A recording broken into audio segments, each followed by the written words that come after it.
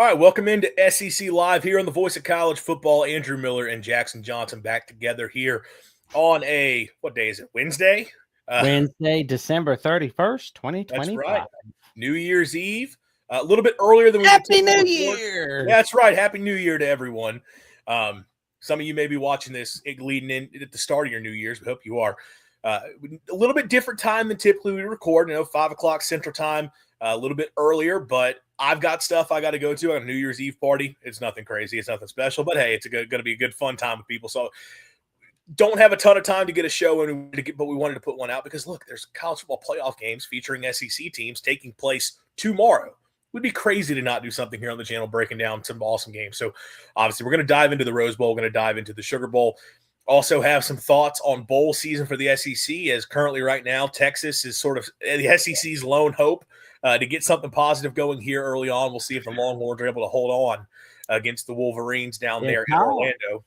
Yeah, I'm looking at a video clip of Kyle Whitney. Oh, he's laughing and smiling, just laughing at the moment. But he's not thinking about side pieces, if you know what I mean. It's an upgrade from the previous coach, and in more ways than one. Also, got to be nice to not have to discuss Kalen DeBoer going to Michigan any longer. God. Thank God. Like all that crap we heard, like DeBoer is gonna go to Michigan, and when Alabama loses, it's like, no, he's not going anywhere. Chill. And no, Bama's not gonna be firing him. Like, good grief. First thing. Yeah, for sure. And Whittingham also, that's a great hire for Michigan. Like, good for them. That's one heck of a football coach. We'll see how. What Michigan did was, if he can't beat them, hire him. Because they could beat them in August 30th of 2008 at 2:30 on ABC or ESPN2, depending on your local listings. They smacked Michigan off the face of the earth on September 20th of 2014. And Utah basically beat Michigan in the first ever game of the Jim Harbaugh era as head coach on September 3rd of 2015. Winless against Whittingham, Michigan was like, we can't beat them, so we might as well hire them. There you go. And look, it's a great fit for that program, but this is not a Big Ten show. We don't need to spend a bunch of time talking about the Big Ten. Otherwise, some SEC Big Ten matchups that we will be discussing here just in a second, both in terms of what's happened and what is to come in the playoff and with the bowl games. But yeah, the bowl season not off to a great start with the SEC. We're definitely going to want to get into that for just a second because it's not great. Look, not going to be a super long episode. Like I said, we're a little bit pressed for time, wanted to get something in, but definitely going to have a fun time talking about these playoff games because it could be a couple really interesting matchups taking place on New Year's Day involving SEC teams.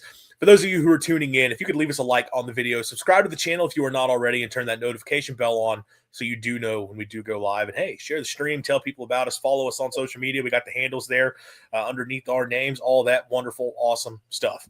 Tell the cashiers at Publix about us, especially the cashiers that are ready to go home. Look, we always shout out the Publix people, but look, I'm in Walmart country, so let's tell the Walmart people. I guess Walmart country is everywhere, but like to be completely fair, but we don't have Publix here in Mississippi, so yeah, it is what it is. No pub subs for us, but yeah, tell the folks everywhere about SEC Live on the Voice of College Football, pumping a lot of great content. Jackson's been working overtime, getting these interviews in and all these previews for the bowl game. You definitely want to go and follow all the wonderful content that he has been putting in. That's right, Godfather. Tell the cashiers of Publix for sure. And about the Rose Bowl, apparently, because he got the roses in there. Yeah, well, and got Caleb Sailors talking about whether Ole Miss can get revenge. Had Rock and Rant on Monday afternoon. Well, Monday evening, because it was like, well, didn't have time to get a Georgia person. So I figured good buddy of ours at CFB Express can definitely help us figure out the Bulldogs a little bit. Absolutely. A ton of great content on the channel for you guys to go check out leading into these playoff games. But we're going to be talking a lot about that today. First, though, we got to talk about this start to bowl season for the SEC. The SEC 2-6 to this point in the postseason. Obviously, a couple of those games being the playoff, and you do have a win and a loss against each other. So I guess Alabama, Oklahoma doesn't fully count. And we're not really going to talk about Texas A&M Miami because we have already discussed that game on the channel. But of course, that factors into this as well, and that's as significant as a result as you could possibly get, considering it's for the college football national championship with those two teams facing off. But in just your normal bowl game, it's 0-4 start for the SEC, and Michigan just scored a touchdown to take the lead over Texas in the fourth quarter. So maybe looking at 0-5 if that score holds for the SEC in the bowl games. We had Virginia defeating Mizzou 13-6. We saw scrolling down here, Houston 38-35. Oh, LSU blew it against Houston, man. It's like, how do you do that? It's like, oh yeah, you're not even thinking about 20. Well, I mean, I'm not expecting LSU to think about the rest of 2025. So there you go. But like Houston, they came ready to play, and they got their first 10-win season in such a long while since the Herman era. Yes. No, my mistake. The Holgerson era. That's right. Because it was like, 2021. I forgot. Holgo had a 12-win team. Yeah. Yeah. I forgot about 2021 for a moment because 2022 was so disappointing, and so is 2023 for them. Yes, it was. And the end of the Holgerson tenure. I kept up with that some. Being a narrate guy, gotta keep up with what my old guy Dana Holgerson's doing. But yeah, Houston gets the win over LSU 38-35. Illinois walk-off field goal. Fritz is doing a great job over at Houston. And like Connor Wigman had like 236 passing yards and 4 touchdowns. And he basically had a 75% completion percentage with 27 of 36 completed passes. Willie Fritz, just a really good football coach. And also Connor Wegman had a nice season for them. We'll talk a little bit more about those games here in just a sec. Just running through the results. Illinois gets the walk-off field goal win over Tennessee, 30-28. So that's 0-3 for the conference. And then to start off this New Year's Eve in the ReliaQuest Bowl, or really the artist formerly known as the Outback Bowl, Iowa, 34-27 over Vanderbilt. The Doors were down 21-3 at one point of that game. Did come back to make it competitive. Got it to within one score on a couple of occasions, but the Hawkeyes are able to hold on. So, again, in these normal bowl games, it's an 0-4 start for the SEC. Right now, Michigan, they're reviewing this touchdown. It's 26-24 currently. We'll see if this touchdown stands for the Wolverines. But in either way, they're in position to potentially score here and take a lead in the fourth quarter against Texas. It's not been a good start for the SEC by any means. And, look, I can run through my thoughts on some of these games, but I'll turn to you first. What's gone wrong for the league to this point in these bowl matchups? Well, I think like Eli Stowers opting out from the ReliaQuest Bowl definitely hurt Vanderbilt against Iowa. They didn't really have the next man up mentality. I think they were just happy they've got a 10-win season, to be honest. Like Iowa, they came ready to play today against Vanderbilt. So that was definitely one. And you look at Virginia, Missouri in the Gator Bowl, like good grief. I mean, we didn't see like that many opt-outs, but it was like when Kyle McAvery joined me on the video for the Gator Bowl preview. Check it out. It felt like it was going to be a one-possession game anyway. Who wanted it more between Virginia and Missouri? And the Cavaliers definitely wanted it more. I mean, the defense stepped it up. Chandler Morris had a great night with 198 passing yards, 25 of 38 completed passes. But, QB was just getting pressured all over the place. Like Zollers was not having a good night against Virginia. Yeah. That game, I talked about this a while back during the season. This Missouri team, when Pribula was not playing for them, and obviously he had hit the portal. And look, Pribula was not incredible this season, but the one thing Pribula gave them was the run threat at quarterback, which Zollers does not possess. And Mizzou not being a team that's been able to throw the football effectively basically since non-conference play to start the year. Ever since they got to the SEC play, their passing game has been garbage. But they've been able to run the football. And they had Ahmad Hardy. They had Jamal Roberts in this game. Their top two backs there. When they had Pribula in, it could at least be like, hey, we have this three-headed monster rushing attack that is pretty difficult for teams to stop, even though we can't throw the football worth a crap whatsoever. So we have that going for us. When Pribula's out and it's Zollers and there's no threat of the run going to the quarterback, defenses, and they're not worried about the passing game at all, it's pretty easy for the defense to just line up and say, yeah, we're just going to load the box and not let you run the football at all. and we're going to force you to have to do something you're not good at to beat us, which is throw it. And they weren't able to do it against Virginia. It didn't help with no Brett Norfleet in this game, and I believe that was a surgery situation. I don't think that was a true opt-out. Norfleet being a dominant blocker at tight end, not having him certainly hurt them. But, yeah, Mizzou's offense could not do anything in this game. Look, their defense, even with Trotter out, played fine.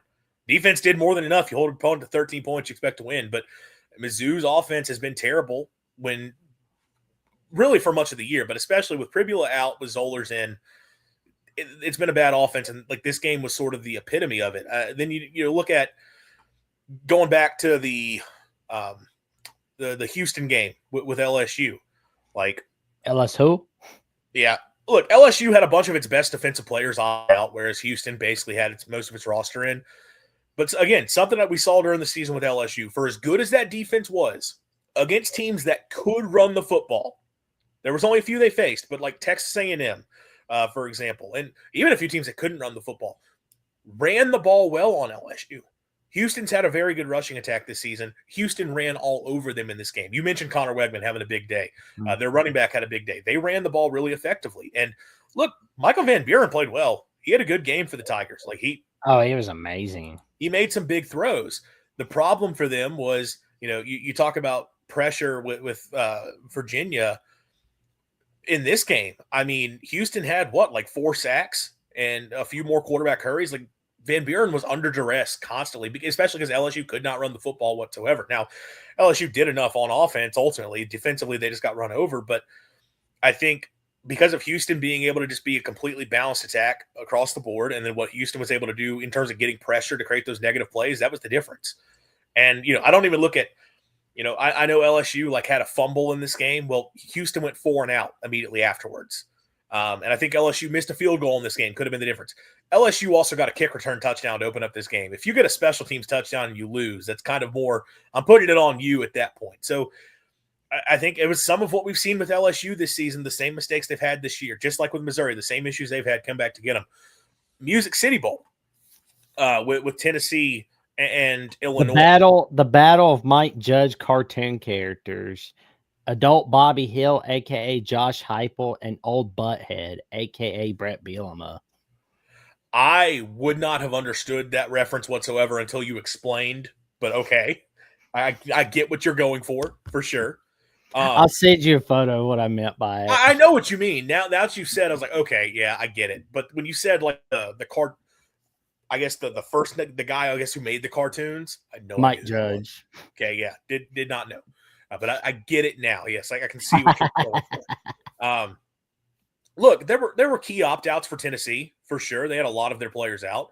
Illinois' best pass rusher and their best offensive lineman opted out. It's not like Illinois didn't lose significant players. And Illinois' offense just lit Tennessee up. The run game was there the entire game. They punted once. They were able to run the football effectively throughout this game. I thought Altmaier was awesome picking apart the Tennessee secondary. It's crazy. You look up, he finished under 200 yards passing and less than 6 yards per attempt, but it didn't feel that way with the way he was able to attack the Tennessee secondary. And again, I know there's opt-outs there, but Tennessee wasn't able to get any sort of pass rush, and Altmaier was able to just go and pick them apart. And Tennessee offensively had some moments, but I think the Illinois defense, they did a great job of limiting the explosive plays. Tennessee did not hit many big plays in this game, and they created negative plays. They got a ton of pressure against Aguilar. They got a couple key stops in the backfield on a couple of runs to make those stops, and that was more than enough in this game. And again, I understand there's a fumble return. That was the touchdown in this game that gives Illinois lead, but Tennessee had a kickoff return touchdown, so those kind of offset each other. Missed field goal for Tennessee in a game they lose by 2. But twice Illinois got into Tennessee territory, went for 4th downs when they could have kicked, and they didn't get them. So again, I kind of see it as that offsets as well. I look at all 3 of these games, and I think I don't want to know if I would say the better team won overall for the season, but the better team won in these matchups. The teams that should have won this game won these football games. Oh yeah, no doubt. I mean, Tennessee, Illinois basically felt like a toss-up at that point. Tennessee, they were expected to kind of have an 8-4 season or close to it, or 9-3 at the very most. but at the same time, it feels disappointing that you're at 8-4. It's not what you want it to be, but hey, you're nowhere near where you were with Dooley or Butch Jones or Pruitt or any of those guys. You're in the Heupel era, right? And Heupel's gotten you some good wins, but there will come a point as to whether are we going to be seeing him on a hot seat if he can't be able to get Tennessee on the playoffs on a regular basis or get a few playoff wins. I mean, yeah, because like at some point, we're definitely going to see Tennessee get tired of the Music City Bowl appearance. Like some years there and some years, oh, we're going to go to this January bowl game. Yeah, they're going to get tired of that. Potentially. I mean, I think they'd be crazy to. I understand there's some of that talk already starting. I think it'd be a bit crazy, but I understand it. But overall, those 3 games, those are ones I look at and like, oh, let's be honest. Like Tennessee didn't beat a single team with a winning record all season. Missouri was really never that impressive this season. No. And then LSU was not a good football team, just No. completely. So I don't really take like those 3 games going the way they did. It's like, yeah, it is what it is. Vanderbilt losing to Iowa was kind of the first one where it's like, that's not a great look. No, that was a bad one. Iowa's not a bad team. Like No. Iowa's a good football team, but Vanderbilt being a 10-win team from the SEC, and I yes, the tight end Eli Stowers did opt out. That did affect them a little bit, but man, Vanderbilt's defense was Iowa was throwing the football on them. Like in that. Oh yeah, Mark Gronowski threw 212 passing yards, had 2 touchdowns. A 200-yard passing performance by an Iowa quarterback is the equivalent of like going for 500 yards for anybody else. Oh yeah, and I'm looking at like the rushing yards. They had 167 rushing yards total and 2 rushing touchdowns. They ran the ball really well. Yes. Huh? They ran the ball really well. Like Vanderbilt's defense had a rough game again, and Vanderbilt's defense was basically at full strength in this one. Oh man, like even though Vanderbilt outgained Iowa in total yards by 19 yards with 398 total yards, Iowa had 379 total yards on offense. But still, though, Iowa looked really good today. And it's like, and again, it's like you said, when Vanderbilt lost in the Music City Bowl against Iowa today, that looks pretty rough for the SEC. It's not a good look. ReliaQuest Bowl. Orlando. I'm mixing up. We're mixing up all the bowl games. Yeah, ReliaQuest Bowl. Yeah, my bad. Yeah, the ReliaQuest Bowl. The Music City Bowl, Tennessee, Illinois. Freaking Outback Bowl. I hate that it's not called. I know. We can just call it the Outback Bowl. We don't have to call it ReliaQuest. We can call it the Outback Bowl. That one's rough because again, that's a 10-win team from your conference. And look, I'm going to be the first one to tell everyone here, I am not a conference pride guy. Just being on an SEC show, I don't cheer for other SEC teams. I really don't care how the league does in bowls, but I understand that is how this stuff gets judged and gets talked about, and the SEC is getting rightfully dunked on. This has been an ugly postseason. This has been an ugly bowls like and like again, part of what hurts the argument is like the discussion has always been the SEC may not like the top of the conference is maybe pretty similar as we have a touchdown for Texas. Oh yeah, touchdown. The tops of the conferences compared to the Big Ten, maybe very similar, but top to bottom across the league, the SEC is just a deeper league. It's not really looking that way in bowl season, man. Like a lot of the SEC's mid-tier to good teams are losing to mid-tier to good teams for everybody else. I mean, and like this Texas-Michigan game is awesome. It's a back and forth. And the Texas and Michigan are fairly evenly matched teams. I don't think like Texas should just automatically beat Michigan, especially with the way the Longhorns have played this season. But man, if Texas doesn't get this win, and we're talking about the SEC moves to 2-8 in bowl games or postseason games, that's rough. I mean, do you take anything away from that long term? I mean, into going into the offseason about the state of the SEC? Yes and no, honestly. Because it's not a good look if you're a 10-win team losing to an 8-win team. And it's not good if you're Tennessee losing to Illinois in the Music City Bowl. Not to cut you off, the SEC narrative for a long time is that our 7 and 8-win teams beat the 10 and 11-win teams from other conferences. And today we had a 10-win SEC team lose to an 8-win Big Ten team. Uh-huh. Oh, yeah. No doubt. But, like, for the offseason, I think, like, depending on who the team is, like, it depends on who you are. You're fine if you're Tennessee, because I mean, like, 2026, you're thinking about 2026. Texas, regardless if they win in just a little bit or if they lose against Michigan, they're going to be all right. They're going to be all right for 2026. And just kind of like looking at LSU, we're going to be really talking about the Lane Kiffin first season of 2026 than we really are about the Texas Bowl between LSU Houston, whether LSU had won or lost that game, to be honest. Yeah, no, that's all fair. For the individual teams, you're right. It's one of those it doesn't things because, look, I love bowl games. Although this year I've probably watched less than I have ever before. Just had so much other stuff going on. It's impossible to look at bowl games in the same light that we did 5, 10, 15 years ago. Like, it's the landscape has changed a lot. And I'm certainly not about to do the thing like all SEC fans every time they lose a bowl game. Well, that game didn't matter. I'm not doing that. Like, the games do matter. It's an opportunity to go and close out the season. Like for Vanderbilt, because we talked about that one a lot. Vanderbilt absolutely wanted to go out and get win number 11. Like Vanderbilt 100% was in that game hoping like we got a chance to win 11 games for the first time ever in this program's history. There's no doubt Vanderbilt gave their full effort in that game. I don't think Tennessee didn't care about the Music City Bowl. I think Tennessee wanted to close the season strong. So, yeah. I'm not going to do the whole thing. The games don't matter. It is tough to evaluate things totally when you have it is just a weird mentality around these games now going forward. And it's hard to take too long takeaways and say, well, this program's in trouble because of this game. I do think, though, I mean, could you point to this as evidence of like the leveling of the playing field across college football? I think it's certainly possible, especially when for so long, if we're going to use the opt-out excuse, like we talked about it, the SEC, the whole idea is, well, the backups are better than the starters at other conferences or just as good as the starters at other conferences. Well, the SEC is on a bunch of backups in these games because of opt-outs, and they're losing the games. You don't have the same talent stockpiled that you once did. It's a different era where I don't know if the SEC is, we can say for sure, going to be the top to bottom best conference every single year. And again, I'm not trying to overreact to one bowl season. We'll see how this continues the rest of the way. But that's going to be one of those big things to watch moving forward. We spent a lot of time talking. Oh, go ahead. Oh, agreed. No doubt about it. We're definitely going to wait and see what happens in the coming years.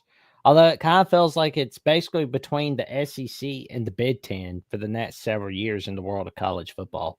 It very much is. No, for sure. We'll talk more about the bowl games once the season has completely come to a close, and obviously we'll do a recap of things. But that's just sort of where we are now. Texas has got the lead here midway through the fourth quarter against Michigan. We'll see if the Longhorns are able to hold on. But we got to be able to talk about the college football playoff. But first, we're going to take a short break and hear from our friends at Voice College Football Bets. College football is even more exciting when you've got some action on the line, and the games are even better when you're cashing in. And the Voice of College Football is the place to be to get the greatest value. Start with my picks. 75% against the money line, 58% against the spread, and I've got a 40-plus year track record. 11-0 in the college football playoff for me last year against the money line, 8-3 against the spread. And I'm just the warm-up act. Steve Merrill of Wager Talk is our ace in the hole, show stopper. 7 years with the Voice of College Football, over 30 years in the industry. Steve gives us analysis on all the big games, but you can't miss Steve's weekly under-the-radar pick. 28-12 against the spread the last 3 years. You also get picks from some of our top analysts here at the Voice of College Football, including Corey Bratta, Matt Zemek, and Steve Dace. Check out those numbers. Become a YouTube or Patreon member for just $99 per month. Go to the main channel on YouTube, click join, and then select a betting tier. Do the same thing on Patreon. Make 2025 a winner now. There we go. And that's why you go to Mark Rogers, Steve Dace from the Michigan Podcast and the Steve Dace Show, Matt Zemek from USC Primetime Live, USC at the Voice College Football, Trojans Wire, College Wire. You go to Corey Bratta at From the Hawkeye at the Storm and Iowa at the Voice College Football. And for those under-the-radar pits of the week, you go to Steve Merrill from Wager Talk. That's right. Subscribe to the Voice College Football bets, keep up with all the wonderful stuff that they're doing over there. Let's talk about the college football playoff. The SEC involved in 2 matchups, both taking place on New Year's Day. In the Rose Bowl, first we'll have Alabama taking on the Indiana Hoosiers, the top-seeded Indiana Hoosiers. That'll be 3 o'clock p.m. Central Time on ESPN out in Pasadena. And then later in the evening, 7 o'clock Central Time on ESPN, the Sugar Bowl, the most SEC Sugar Bowl imaginable. Number 3 Georgia versus number 6 Ole Miss. There will never have been more frat guys in the city of New Orleans than there will be tonight into tomorrow for this game. 2 massive matchups. In the case of Georgia Ole Miss, it's a rematch of a game that they played an incredible ball game out in Athens earlier in the season, a 43-35 win for Georgia. Alabama coming off the win over Oklahoma. Great game out in Norman to get the first-round playoff win, coming back from down 17-0. Indiana, obviously, off a bye. The Hoosiers, undefeated, 13-0 Big Ten champions, coming off back-to-back playoff seasons for them. These are a couple really intriguing matchups. We'll start with the Rose Bowl. Oh, yeah. Going chronological here. Hoosiers, about a touchdown favorite. Over-under set at 47.5 for Pasadena. I think there's a chance for some rain out there from what I understand out in California. Our resident Bama fan, Jackson, what are your initial thoughts when you look at this matchup? Well, I'm looking at this matchup, and it's pretty cool to see a conference regular season rematch in the Sugar Bowl. And some people say, I don't like regular season rematches in bowl games or playoff games. But me personally, I love a good rematch in the regular season. The revenge stories get the juices flowing. And, they say that Alabama was kryptonite for Georgia, right? Well, Georgia proved that's not so in the ACC title game. They said Oklahoma was kryptonite for Alabama, but that was not so for the Alabama Crimson Tide in the playoffs. And they say the Georgia Bulldogs are kryptonite for the Ole Miss Rebels. We're going to see whether that's true or if Ole Miss can reverse the trend tomorrow night on ESPN. And, I was talking about this with Caleb Sailors the other day when we filmed this video on SEC, here on SEC at the Voice of College Football.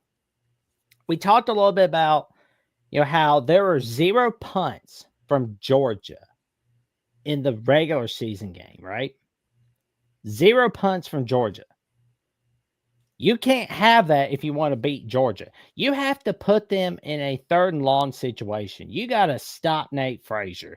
You got to pressure Gunnar Stockton. Because if you do that, you'll be good to go. And you got to make sure Trinidad Chambliss and Keelan Lacey are basically making sure they're getting 35-plus points over the Georgia Bulldogs defense. You do that, you're going to be good to go. Ole Miss has not been really strong on defense as much, but if they can have a good enough defense against the Bulldogs, they'll have a great night in New Orleans, Louisiana.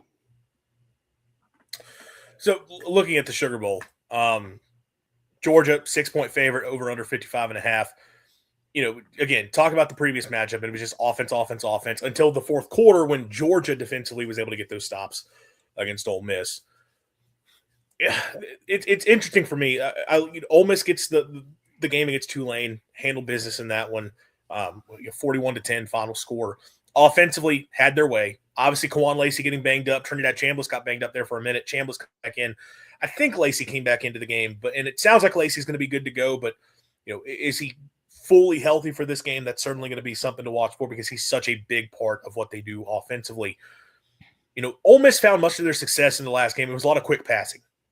It was getting the ball out quickly. They were not able to run the football very effectively. They didn't hit a ton of the big plays down the field, although they had a few. They had a few explosives that were some keys, and obviously a couple of those were run-after-catch opportunities, most notably the big 70-plus yard touchdown they had to open up the second half. That was a hitch. That was a quick little 5-yard throw that turns into a catch and run for a big play. It wasn't a shot down the field. But look, Ole Miss offensively really got rolling in the game until finally Georgia's defense settled in. And once Georgia defensively settled in, it took them about 3 quarters to do it. But once they did, it looked like an entirely different unit for that final quarter, able to get the stops there. You talked about the rematches between Alabama and Georgia. And the thing that stands out to me is the way that Georgia adjusted defensively really from the first half against Alabama in the first matchup to the second half of that game, and then obviously the second time the teams faced in the SEC championship game. If Alabama gets the win in Athens 24-21, or was it 24-20? It doesn't really matter. It was a one-score game. All 24 of Alabama's points came in the first half.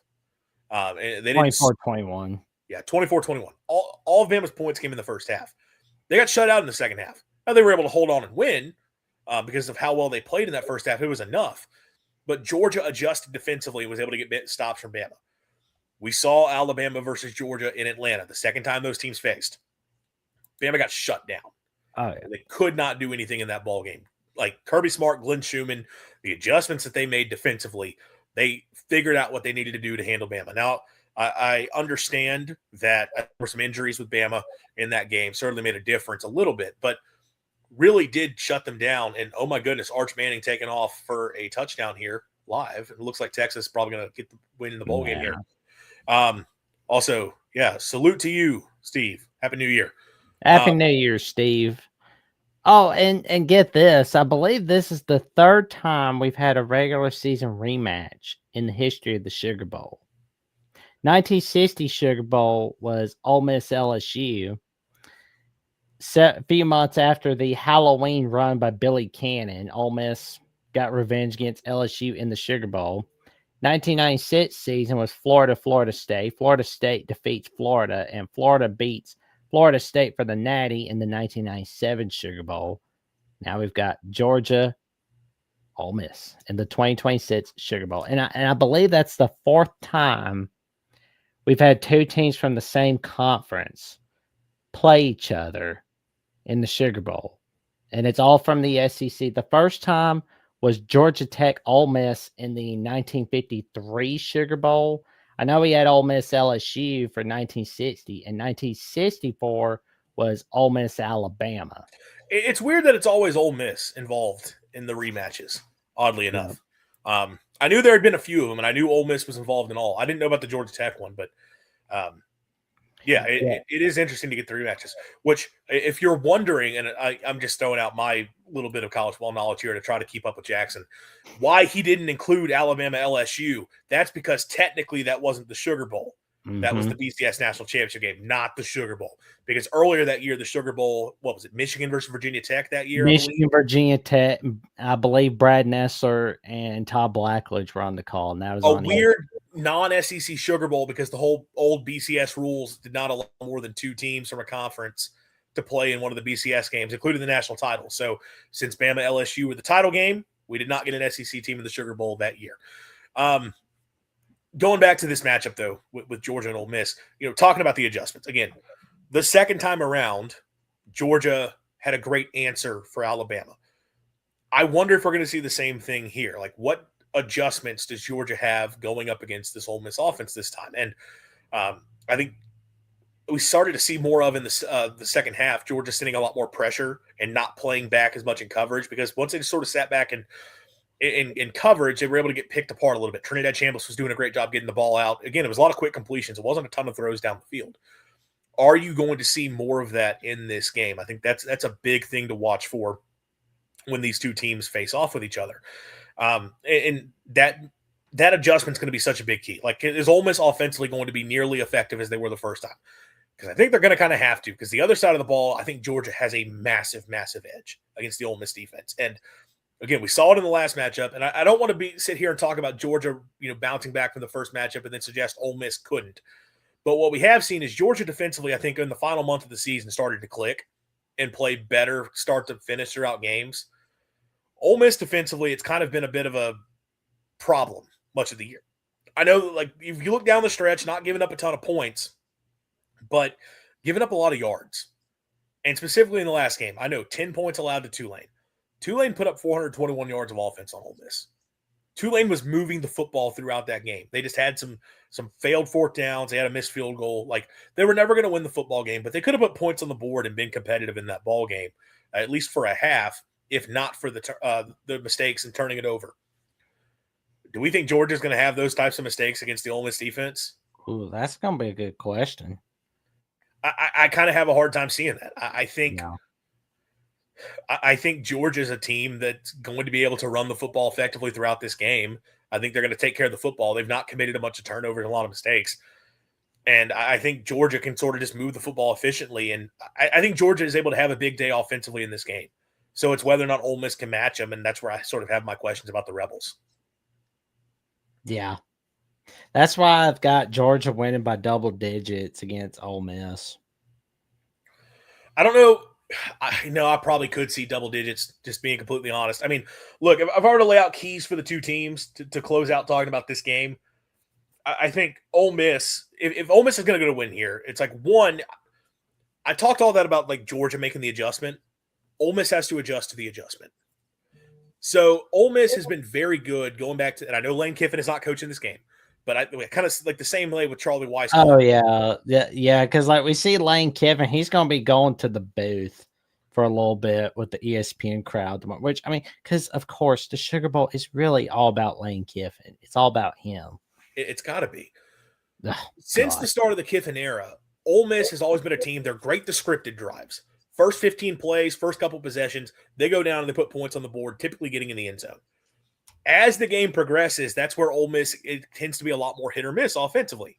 And they sort of like whatever they had at the beginning of the game, if it keeps working, great. If it doesn't keep working, it's whether or not they can hold on for dear life. And that's cost them a couple times now against Georgia. I look at this game, Georgia's going to have a different game plan in this time. Georgia's going to adjust to whatever they saw the first time. Ole Miss, what is your counter to that? And are you able to counter to that enough? Because you're going to have to. Otherwise, like Ole Miss is going to have to score 30-plus to win this game, I have to think. I don't see Ole Miss putting 30-plus on the board unless they can adjust to Georgia's adjustment. The other side of it defensively, I mean, I think you got to be aggressive. I think you have to take some chances to try to create negative plays, create turnovers, get Georgia off schedule, because that's where I do think they're not going to be as effective. Georgia doesn't hit a bunch of big plays, so I don't think you're as worried about giving up the explosives to them. I think you're trying to be aggressive, try to create some negative plays. You got to find ways to give the football back to your offense. As for Georgia, I mean, it is as simple as can be because I just think Georgia has such a big edge. I think literally don't give up the big plays to Ole Miss. Don't let them score quickly on you. Force them to have to drive down the field, which, again, Ole Miss did that in the first game. But force them to have to drive down the field. And on the other side of the ball, literally Georgia just don't make mistakes. I think Georgia can lean on its run game, be smart, don't turn it over, maybe play some field position. Very base level analysis, but I think if Georgia does that, they're going to have a great chance again to win. I think Georgia can cover that 6-point spread and ultimately gets the win. I think Ole Miss will score some early, but I think once Georgia settles in, they'll kind of just control the flow of the game the rest of the way through. Now, the Rose Bowl, 3 p.m. Central Time on ESPN. Indiana, about a 7-point favorite, over under 47.5. Could be a rainy day out in Pasadena. Number 9, Alabama. Number 1, Indiana. The Tide obviously get the win in the playoff game against Oklahoma, which was a really solid performance for them. Basically, after getting down 17-0, that game completely flips, and Alabama put together a great game the rest of the way. Indiana has been dominant all season. They've been tested this year in a way that they were not tested a year ago, and they were up for the challenge. They went into Eugene and beat Oregon. They beat Ohio State in the Big Ten championship game. They have faced very good teams and have gotten the wins. This is not the same IU team from a season ago. Alabama, it's obviously been much more up and down throughout the year. So, Jackson, just what are your initial thoughts on this matchup? Your Tide taking on the Hoosiers. You know what's funny, though, is like we're seeing Caleb DeBoer go up against his old team, Indiana. And we got Kurt Sidney going against his old team, Alabama. Because, as a matter of fact, Sidney was a part of that first Saban staff in 2007. And you got DeBoer, where he was an offensive coordinator at Indiana before he left for the Fresno State head coaching job. You know, that's pretty cool in of itself. But in all seriousness, you know, for Alabama to beat Indiana, they have to make sure they get explosive plays out against Indiana's defense. Because when Indiana has allowed explosive plays like they did against Penn State on November 8th, like when Nate Singleton made a huge run during that game, it almost cost Indiana. It almost cost them an unbeaten season against the Penn State Nittany Lions. That's what happened. And, when you allow big explosive plays, it does not end well. And what you're going to have to do is put a ton of pressure on Fernando Mendoza. Make sure you get about 3 to 4 sacks, put out a bunch of quarterback hurries to the point where he's just throwing the ball out of bounds. Make sure you get an intentional grounding call on him. Make sure you do that.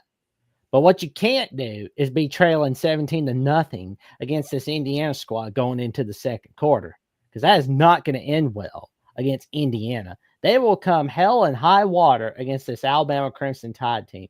Everybody is going to bring their A game against the Alabama Crimson Tide. Most certainly, the Indiana Hoosiers will. And what you really have to do is have a good enough run game. Alabama has not had a great running game this season. We're basically 115th in the rushing game. That's not good for Alabama. But if they can get enough of a run game going with Daniel Hill, make sure you just ground and pound for a little bit.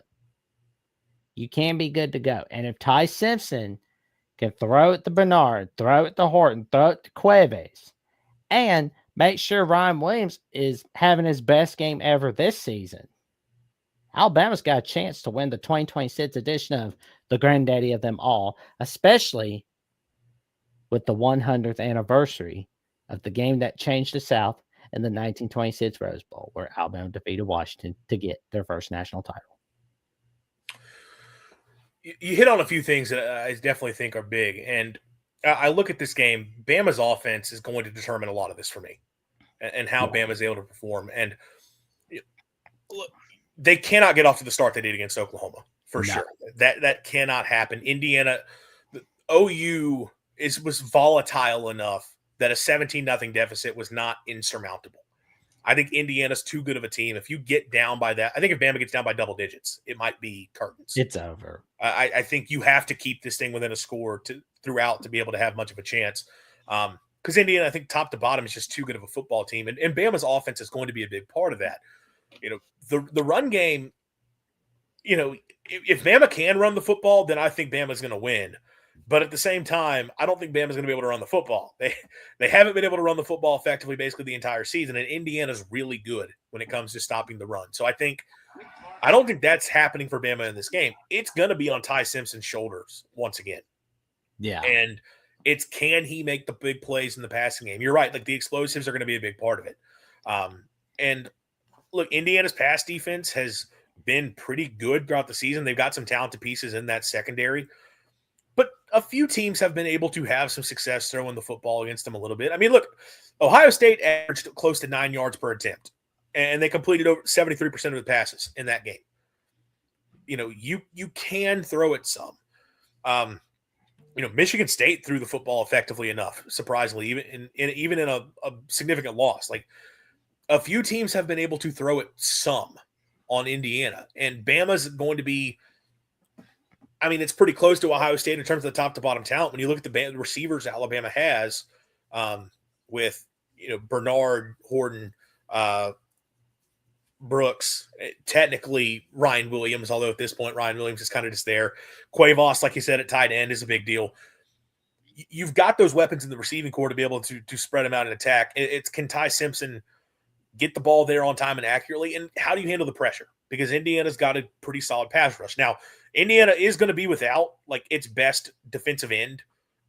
Stephen Daly is not playing in this game. That's significant. That is their best true edge rusher. Now they do have their top two guys in sacks are there, but both of those guys are linebackers, which they're able to have that success because of how well that they can disguise pressure, send some of those pressure looks. A defensive line that is very active in a variety of ways. It's not like Indiana's suddenly going to lose a lot of pass rush, but it will be interesting without their top defensive end in that game. Does that help Bama out a little bit? You're going to have to give Simpson time to be able to make plays with his arm. If Simpson's able to go out and have a successful day throwing the football, Bama's going to be able to have success in this game and have a chance.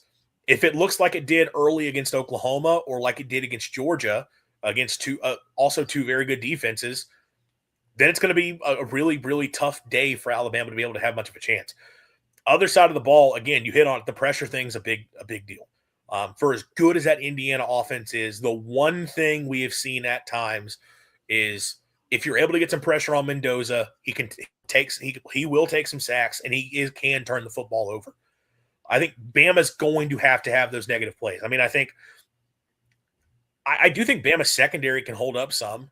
I mean, look, they've faced good receiving corps at this point and have performed pretty well. And I know Indiana's got some good weapons in the receiving corps. I think Bama can hold its own. I trust Bama's secondary. Can the defensive front, which, hey, LT Overton supposed to be back in this game. Oh, he's back. So getting one of your best defensive linemen back is a big deal in this game. Can you generate enough pressure on that side of the ball? If Bama's able to do that, I think they got a great chance. I mean, you laid out your keys. I have the exact same ones. Like, offensively, if you're Alabama, it's like you've got to find explosive plays downfield in the passing game. Defensively, if you're Alabama, it's creating the negative plays. And if you do those things, I think you got a great chance of getting the win. And I probably feel a little bit better about Bama's chances coming into this than I did earlier in the week after looking at it a little bit more, breaking it down a little bit more. I like Bama's chances a little bit more. I mean, where are you at with this game? I think it's basically a toss-up between Alabama and Indiana. I think Alabama can win this 28-24, but I will tell you this, the winner of this game is likely to go to the national title in my book. I would agree. I don't see Oregon as a national title team, and I don't see Texas Tech as a national title team. Who I agree. Whoever wins this game is going to the national championship game. I think the winner, especially because at this point, I've had all of my doubts about Alabama to this point, and I was so high on that team coming into the season. And as the year progressed, the offensive line struggles really bothered me. And like that has been the thing that's killed them, is that they don't have the offensive line. They've not been able to run the football. Pass protection is such a big issue. But if they get through this game and they have a good offensive performance, at that point, you just have to start to trust that they can do enough, especially defensively. They've done enough. It really comes down to the Alabama offense. And with what Bama can do in the pass game, when they have that clicking, that's really difficult to deal with. So I would agree. If Bama gets this win, at that point, they become a legitimate, like, one, they're probably going to the national title game. Two, they are a legitimate threat to win it. I still don't know if I would take them ahead of an Ohio State or ahead of a Georgia at this point. Georgia could be interesting. I'd be interested if that happened for a third time, what that might look like. But you would have to at least give them a chance. What are you picking in this game? I've got Alabama winning 28-24. I don't know. I'm not going to do a score prediction. I don't know if I'm going to take Bama to win, but I think they can cover that, like, what's a 7-point spread or whatever. Mm-hmm. I think they cover that. I think this is going to be a close game. I think this is going to be a really fun, entertaining game. I'm really interested to see how this one plays out. Oh, for sure, man. It's going to be awesome seeing what happens in the 2026 edition of the Rose Bowl. But, Texas is looking like they're going to win 41-27. And now we kind of get to the Duke's Mayo Bowl. Mississippi State, Wake Forest. It's like, hey, got to fill that quota. But in all seriousness, so, like Mississippi State, Wake Forest, I've been kind of thinking about this one. Because, like, Mississippi State, 5-7. Oh, well, we're preparing for 2026. Wait a minute. This team, that team, this team, that team, opting out. And there's going to be 5-7 teams coming over. Mississippi State is going to be in the Mayo Bowl playing Wake Forest. How did it feel? Like, for a moment, it's like the season's over, but that's like, oh, it was extended for another game. And how you're feeling better about where you're at with Kamara Taylor compared to Shapen. Am I correct? Yes. And look, I came into the year as a pretty big Blake Shapen defender. As the season progressed, my eyeballs had to tell me something different about just. And look, I don't put it all on Shapen. The offensive line was terrible, and pass protection really. When Shapen was protected, Shapen was a fine quarterback. He could have run the system and been productive. The problem was, because of the lack of production, Shapen is so bad at avoiding pressure and just when he gets under duress, making mistakes, that you couldn't continue going forward. And Kamari Taylor's the future of the program. And if anyone's doing the thing, he's going to hit the portal, whatever, because he's seen some flashes. I already heard that. He's already locked in for next season. His brother just signed with State. He's announced he's coming back. He's not going out and chasing the bag, although I'm sure Mississippi State took care of him to make sure that all is well there. the Kamario Taylor factor is the biggest reason you were excited to get this game. Look, there's not a single Mississippi State fan who's going to legitimately look at this bowl game, even if State wins, and suddenly make you think like this season was. I was going to say that make you think the season's a success. It was big picture. The season was a success. The team took a step forward. You reached a level of competitiveness. Big picture is success. Small scale, there were some issues. Like you should have beaten Texas. You should have beaten Florida. You could have beaten Tennessee. I won't say you should have won that game, but you could have won that game. They should have a couple more wins right now, and we wouldn't be talking about a berth to the Mayo Bowl thanks to APR. However, overall, the season was a step forward, and getting 15 extra practices and the opportunity for some of these young guys to step in is going to be huge. Like State's 3 best signees in the high school class, Braylon Womack, who's a 5-star safety, 4-star defensive end, Micah Nickerson, and then a 4-star tight end / receiver in Zayon Cotton. They're all enrolling early to be a part of bowl practices. Obviously, they're not going to be able to play in the game, but that's great that those 3 guys, all of whom have a chance to be impact players in year 1, they're getting that extra prep. And then the Kamario Taylor, I started talking about it. That is the biggest thing by far.